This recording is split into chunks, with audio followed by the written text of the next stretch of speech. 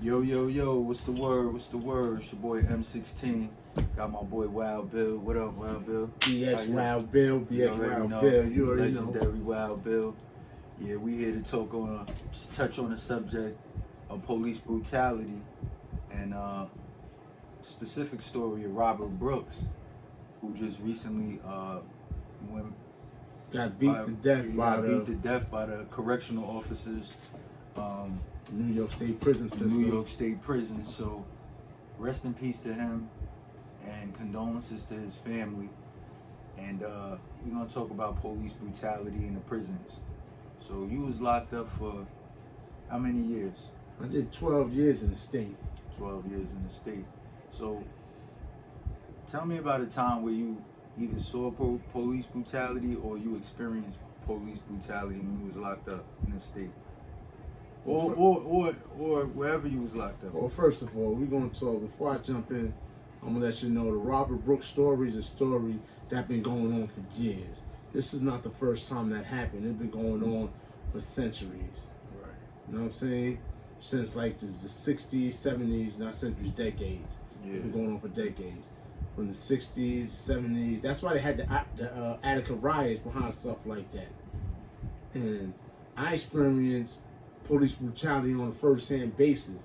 The first time I ever experienced it was on Rikers Island. I was an adolescent, C-74. This was about 1993. And they had the ERU, or the Turtles, and they was coming through the buildings because there was so many cuttings and the war was going on with the black expansion. There was so much stuff going on that they was trying to get control over it. And they had the riot squad, the ERU, the Turtles. They come in black army suits, and they'd just be destroying dudes. Like, they got the biggest dudes, the biggest CEOs on Rikers Island, and put a team together, an elite team, and they was just coming beating people down. And now, as an adolescent, is between the ages of 16 and 18, and the average adolescent is like 140 to, you're gonna say 170 pounds. Right. That's the average. These men are maybe 250, 275 solid. And they training. And they training. They working out. They got gyms. So now they let these guys loose on the kids. They let them loose on anybody. But when they let them loose on the adolescents, we don't have a chance of fighting not one of them. We kids still. These are grown-ass men. Yeah. We kids, so when they let them loose on us with no restraints, they was hurting us. They was breaking us up, breaking dudes' ribs, breaking dudes up. We didn't have a chance. If we fight back, we couldn't be one of them, not alone all 15 or 20 of them that's coming in the unit. Yeah. And they was on some search and destroy stuff, so they would tear your shit up and whip your ass. So now I'm going to go back to a story where I cut somebody. I cut somebody, and Before you get into that story, I just want to touch on something, too, about the racial aspect of a lot of them. Because I heard stories about a lot of those correctional officers having tattoos that, like... babies hanging from the tree. Hanging from the tree. You had sergeants and captains with stuff like that on them. Okay. You know, but most of the ER was black men. The Turtles was black men. Alright, I don't mean to cut you off, so go back to that story, so what you were saying. The story, I'm not going to tell you the story about the cutting situation, but the cutting situation would lead up to the Turtles beating my ass. You know, and once again, I'm about 140 pounds. Yeah. So the Turtles, I cut something, and they had, the CEOs had an idea that I did it. I was in 2 upper. You know, I was in 2 upper, and for whatever reason, I cut the dude, and they took him out, and the squad came in, the Turtles came in, and they took everybody to their cells to search their cells, but they put like 3 or 4 of us in the day room that they had a suspicion that had something to do with the cutting. So now we in the day room, so you got the sergeant, lieutenant, they talking to the staff, the COs that work in the unit, and the COs is telling them, like, yeah, we got them in the day room. One of them had something to do. One of them did the cutting. Right. So now I was the first one to get searched. So they strip searched us right in the day room. So in the process of them strip searching, they got a little bathroom that you could use in the day room. Okay. Right. So they told me to stand by the bathroom, and they told me to strip down butt naked. So now I'm all the way naked. I'm covering my joint. I'm looking at him. Now he tells me to turn around. Mm-hmm. So I turn around. This is a process. Bend over. Some say bend over, cough. Some say squat, cough. Make sure you ain't got no weapons or no drugs on you, shit like that. So now, I forgot what he told me. He told me to bend over. So I squatted and coughed. He said, no, stand up and bend over. So I stood up to bend over, and he kicked me square in my ass with steel-toe boots on. They got the army suit. When he did it, I lost conscious from that point on because he kicked me in the ass. My head hit the sink in the bathroom. So I fell out. So I was unconscious. They whipped me. They beat me. I woke up in the Y-Me pen. The Y-Me pen is in the receiving room. There's a holding pen. Yeah. So it was a whole time that went by. I don't know what they did to me. Wow, that's crazy. I think they put a jumpsuit, they put a blanket or something over me, and I woke up in a ball pit. I don't know how I got there. If I was on a stretcher, they carried me. I don't know how I got there. So how you look like when you saw yourself? I wasn't so much beat up, and the face wise, but my body was hurting. My ribs, my arms, my legs. I was in pain. Yeah. So much pain. Like I said, I was knocked out. I don't know what they did to me. Wow, man. Right? And after they beat me or however they did me, right? Like I said, the only thing I remember was kicking me in my ass, and I foresee myself going into the sink and I hit my head. So I had a big knot on my head from hitting the sink. And then, like I said, I was unconscious from there. Wow. And like I said, they hit me because my ribs, my arms, I was hurt. Yeah. And when they had me in the pens, they know they did me dirty. They didn't even write me up for the cutting. And they was asking me, like the nurses and doctors in the clinic, asking me what happened. I'm like, I'm telling them I don't know. It ain't that like I wanted to snitch it. I really didn't know. Yeah. And mind you, I'm like 16, 17 years old at this time. And that's just like one How many years in was you when that happened? I was about a year in my bed. I just started my bed. I just started my time. Shit, so they did that. That was like, yo. And I'm glad you touching on this because, a lot of the times, they hear your story and they don't know about the rough times you went through dealing with them police on the inside. Yeah. You know what I mean? Because, they claim to be upholding the law, but when they get behind the bars, they lawless.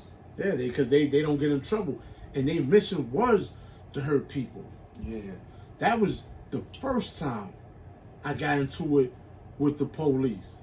Well, I didn't even get into it. I just got done dirty, beat up, stomped out, kicked, hit with, I don't know what happened. I got done dirty. That was the first time. Yeah. The next time, I was in 10 Lower. Still C-74. Okay. Right, because I was still adolescent. Right? I was in 10 Lower. That was the house that my son Light, he cut a bunch of Spanish dudes in. He made history in that. He cut like 15 people. That's a whole nother story. I think I hit on that in a couple of my interviews. But they had me in 10 Lower, and I came back from court one day, right? And I had to use the phone. So you had a female, she wasn't the steady officer there, but she was working that night. I came in, it was probably like 9 o'clock, 9 something. I came in, they cut the phones off at I think 10 o'clock or 11 o'clock. I know it was a short period of time before I got in the unit. I had a short period of time to use the phone. And I've been in the court pens all day, so I wanted to use the phone. Yeah. So this female act like she was running the phones throughout the day or whatever the case may be. So I came in, I told them, like, one of y'all got to get off the phone. I got to get on the phone. So dudes get off the phone, let me get on the phone, let me get on the phone, and the female officer seen it and was like, yo, who the hell he think he is? He don't run shit. You know what I'm saying? I'm running the phones, I'm doing whatever. Like I said, these females, Hassa did it, whatever the case may be. So I'm like, bitch, straight up that bitch, the fuck out of here. I gotta use the phone. I've been caught all day. The fuck out of here. Right? She didn't like that. So she leaves out. I don't know what's in her head. She just left out. Right. She called, I'm going to tell you the officer's name. I still remember their name. She called Officer Jeff, and she called, I think it was Pickering, right? But she called 2 officers. Both of them, one is a boxer, but both of them is big, nice size. Like I said, I'm still the same size. Yeah. I'm still, you know, you ain't eating nothing but snacks and junk food, so I'm still like 140, 150. These dudes is well over 200 pounds. Grown man, one is a boxer. Training, working out every they day. doing all that. So now they come in, I'm on the phone, you know, they call me out. They come, the phone is by the bubble because this is a dorm area. So the phone is right by the bubble, so the police bang on the window and tell me, yo, come here. Yeah. So whoever I'm on the phone with, you know, I'm like, yeah, all right, let's see what these police want. I'll call you back. So I hang up the phone, right? I go out in between the units, right? In the hallway. So they talking to me like, yo, you disrespected CO? I'm like, what? I'm like, man, I was in court pens all day, man. I ain't got time for this bullshit. So now they like, yo, who the fuck you think you talking to? Yo, boom, boom. I said, listen, I'm trying to use the phone. I told dudes to get off the phone, and I don't know why she caught an attitude. Right. You don't tell nobody. Y'all know how this building runs. Y'all know how it is with these phones in the island at the time. The phones was free, and they had 3 ways. Wasn't no clicks. You could get on the phone and rock it for hours. Yeah. So they know how the phones are. I ain't say nothing till I told her to get off the phone and she had something to say, you know. And she was nasty to me, so I was nasty back to her. And right then, so you did disrespect her. The dude gave me a body shot, right? And that shit folded me. I leaned. When I leaned, the other CO hit me. Boom. So they hitting me back and forth like a windshield wiper. Damn. Until I fell on the floor. They must have seen about 3 times a piece. It's hitting me. I'm just sliding. Boom. I go this way. They give me all body shots. I lean this way. They hit me again. I'm going this way. They hit me. So I'm like just like a windshield wiper. Boom. So they just like right there. Like they pivot. As soon as I lean, they just hit me. Boom. Yeah. Hit me to the other dude. No face shots. So eventually my legs just gave up. I just fell on the floor. They kicked me a few times. Left me there balled up. And then they had the nerve. After they did that, they said, yo, what you need? You need medical attention? I'm like, yo, I don't need no medical attention, but I was hurt. I know they didn't break nothing, but it was like, yo, damn, they did me like this. And that right there was a lesson for me to not even talk to not one female CO after that. Because they getting their attitude, they got their period, and they getting the call. These dudes is going to jump out the window for them, right or wrong. You know? So after that, that's why. And that's politics and everything, so. Yeah, I don't talk to the female So, you know, at all. the correctional officers, the male ones is trying to impress the female ones. So, you know, that's the politics of the situation. But go ahead. Yeah, so now, you know, I said I ain't need no medical help. I'm good. I went in there. Everybody was on the window like, yo, what happened? What you do? Yeah. Like, yo, I ain't do nothing. You know what I'm saying? Only thing I could do was just lay there. You know, I went to my bed and I just laid there. You know, I couldn't do nothing. I was hurt. You know? Right. These dudes grown ass men here. I was sore. I dealt with it. I was sore for a couple of days. You know, the good thing, they ain't make me shit no blood out when I took a shit. So, but they got a tendency of putting their hands on inmates because they feel you can't do nothing to them, and if you do something to them, they just going to you outnumbered. Yeah, they going to get you somewhere, and they going to do you like Robert Brooks. And I'm pretty sure most people saw the interview with Robert Brooks. And if you look at the staff that was kicking them, hitting them, and all that, you can see these were ranking officers. And if you look at the bars on their shirts, on their jackets, every stripe represents 5 years. And the ones that got a star with the stripes, that's 25 years. These are lieutenants. These are sergeants. They watched it happen, so that'll let you know that this been going on for years. Yeah, you can see it in the video. You can see the stripes on the COs, they rankings and everything like that. That's what Bill talking about. So when you see it, you look at this. These are veteran officers, COs and sergeants and lieutenants. So this been going on for years, where they comfortable of doing this. Yeah. It wasn't like anybody was trying to tell anybody to chill. They was letting you wanted to get off. Go ahead, do your thing. And like I said, this is a common thing with the COs. You know. Damn, that shit is crazy. So and I tell you, like yo, a lot of people don't go in and come out the same, because that right there, you see how they abuse their authority, you know, that makes individuals like me resent authorities. I would never look at the police the same way. I would never look for the police to help me because they always hurt me. Yeah. Try to get me, try to send me down, whether I was right or wrong. You know, anything could be happening. I could be shot up or whatever. Not, God forbid, that never happened. But I wouldn't want the police to come help me because I know they're not there to help me.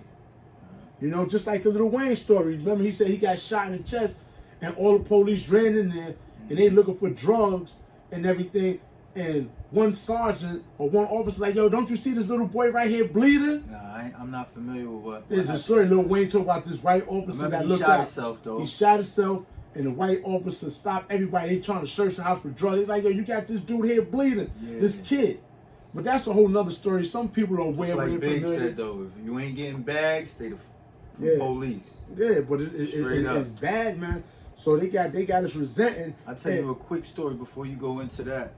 I was locked up in Jersey. I was in Hackensack, right? Got caught up, got pulled over or whatever like that, and they took everybody that was in the car. They took us all to jail, or whatever.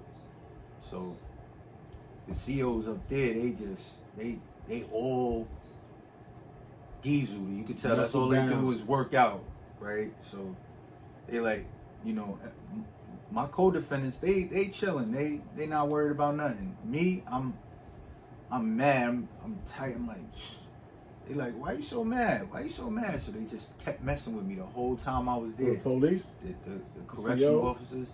Yeah, so they would call me. They like 2 or 3 o'clock in the morning, 4 o'clock in the morning. They call my name. Yo, come on, it's time for you to leave. It's time for you to go. Get your things. I get all my things ready. They're like, the other officer come and be like, yo, what are you doing?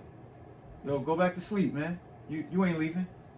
Yeah, that's how they used to measure. Playing with your head, mentally. Yeah. But even